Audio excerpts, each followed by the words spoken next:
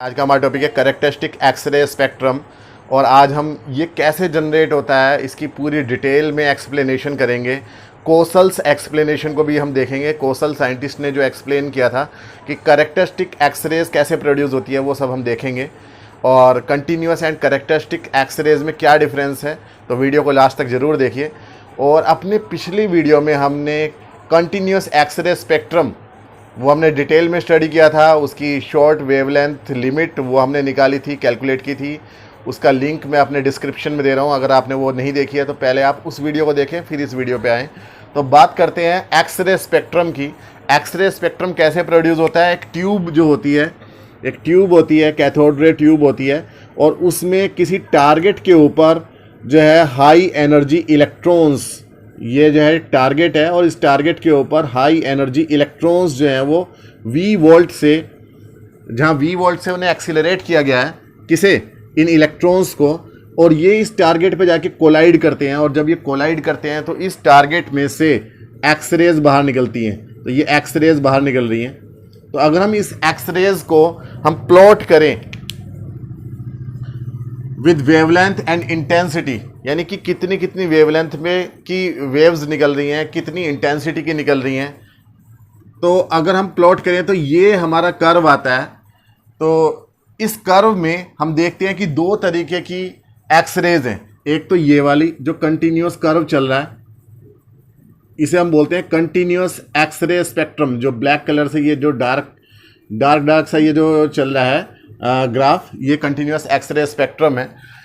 दूसरी होती है लाइन स्पेक्ट्रम। लाइन स्पेक्ट्रम का मतलब कुछ स्पेसिफिक लाइंस हमें मिलती हैं और कुछ स्पेसिफिक प्लेसेस पे मिलती हैं। और वो जो लाइन स्पेक्ट्रम है, यानी कि कुछ डेफिनेट लाइंस मिल गई, एक लाइन ये मिल गई, फिर ये मिल गई, फिर ये मिल गई, यानी कि इनके बीच में कोई और वेवलेंथ नहीं मिलेगी। एक डेफिनेट वेवलेंथ की ये लाइन डेफिनेट इंटेंसिटी पे ये मिल रही है, एक उसके बाद में मिल रही है, एक ये मिल रही है, इसी तरीके से कुछ लाइंस यहाँ पे मिल रही हैं।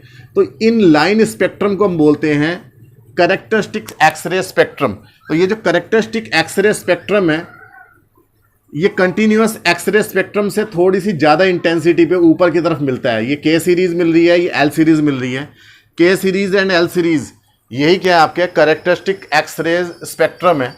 तो कंटिन्यूस एंड कैरेक्टरिस्टिक्स में क्या डिफरेंस है, वो डिफरेंस मैं यहाँ समझा देता हूँ। पहले हमने डिस्कस किया है अपने पिछली वीडियो में, थोड़ा सा दोबारा देख लेते हैं। जो कंटिन्यूस एक्सरे स्पेक्ट्रम है, यानी कि ये जो है, इसके अंदर एक शॉर्ट वेवलेंथ लिमिट होती है, लैम्डा मिनिमम होती है, जबकि कैरेक्टरिस्टिक्स एक्सरेज में कुछ डेफिनेट लाइंस होती हैं। डेफिनेट लाइंस हैं, जैसे कि यहाँ मिल रही है एक पीक, यहाँ मिल रहा है, एल सीरीज़ का एक पीक यहाँ मिल रहा है, यहाँ मिल रहा है, और भी छोटे छोटे पीक्स हैं जो हम यहाँ दिखा नहीं सकते हैं क्योंकि वो बहुत छोटे हैं, बिल्कुल इसके साथ में, कंटिन्यूस के साथ में मिल रहे हैं।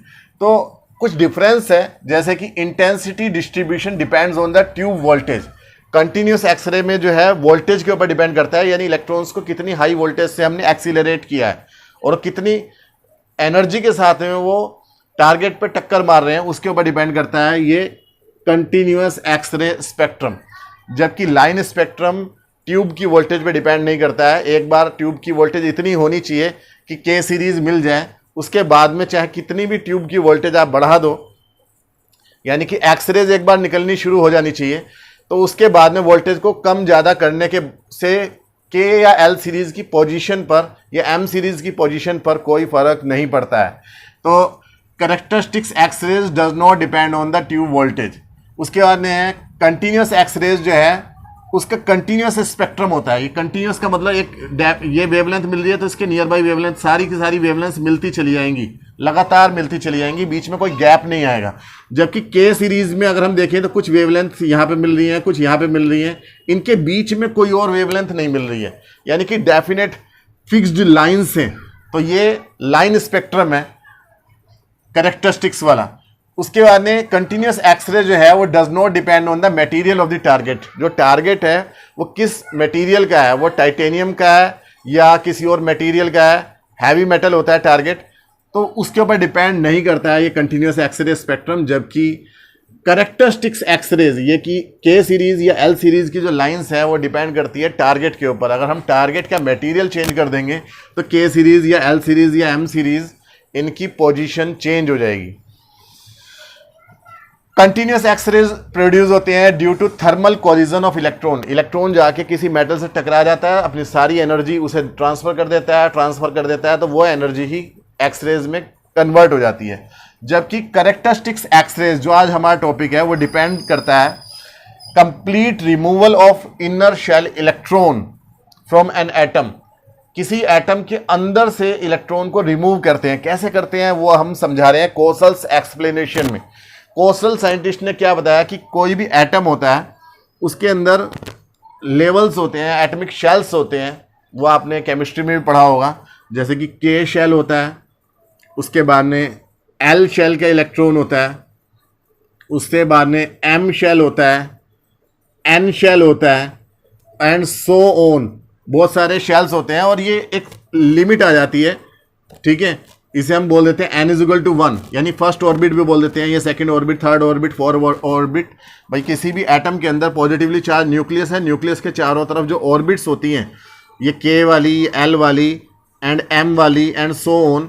उसके बाद में एक लिमिट आ जाती है यहाँ पर कि इससे ज़्यादा ऑर्बिट्स नहीं है, इससे ज़्यादा एनर्जी नहीं हो सकती है, तो इसे हम मान सकते हैं कि n is equal to infinity. ये सीरीज लिमिट हो गई, ये एटम की लिमिट हो गई। आउटर मोस्ट यानी कि यहाँ पर कोई इलेक्ट्रॉन पहुँच गया तो वो समझ लो फ्री हो गया।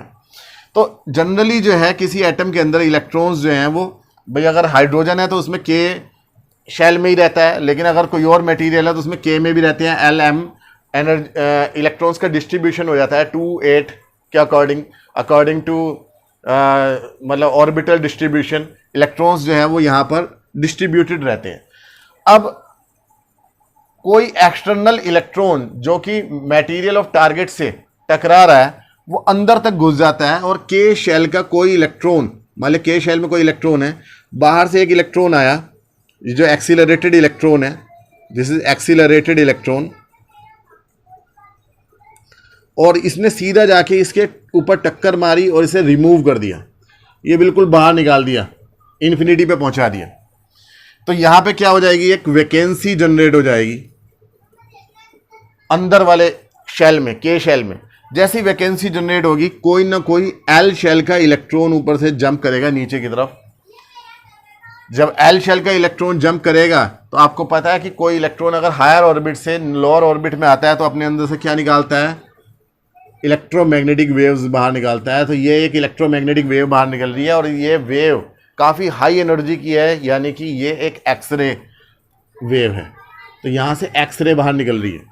यानी एक्सरे कैसे निकल रही है, due to vacancy created in inner shells, या के शेल में जैसे वैकेंसी जनरेट हुई तो एल शेल का कोई इलेक्ट्रॉन जंप कर सकता है, या एम शेल का भी कर सकता है, या एन शेल का भी कर सकता है। तो ये अलग अलग प्रोबेबिलिटीज़ हैं, इसके बेस पे हमारे को के सीरीज हम एक्सप्लेन कर सकते हैं। अगर कोई एल से के में जंप करता है तो उसे हम बोलते हैं के अल्फा। सबसे ज़्यादा प्रोबेबिलिटी है कि फर्स्ट ऑर्बिट में जो जंप करके आ रहा है वो सेकंड से फर्स्ट में आ रहा है, तो के अल्फा। सेकंड लाइन अगर ये एम से के में आ रहा है तो उसे हम बोलते हैं के बीटा, और अगर उससे ऊपर से आ रहा है तो के गामा एंड सो ऑन। तो यहाँ पे जो सबसे ऊपर वाली मिल रही है, ये वाली जो लाइन मिल रही है, इसे हम बोलते हैं के अल्फा। अब आप देखो के अल्फा की एनर्जी थोड़ी सी कम है, के बीटा की उससे ज़्यादा है। तो उससे ज़्यादा का मतलब वेवलेंथ कम हो जाएगी, यानी लेफ्ट साइड में शिफ्ट हो जाएगी, तो ये आ जाएगी के बीटा एंड के गामा। यहाँ पर और भी हो सकती है, और इतनी कम एनर्जी डिफरेंस आ जाएगा कि वो लगभग इसके ऊपर ही आ जाएगी, ग्राफ के ऊपर ही आ जाएगी। तो ज़्यादातर के अल्फा ही जनरेट होती है। अगर कोई बिल्कुल बाहर से यहाँ आ जाती है तो के इन्फिनिटी आ जाएगी।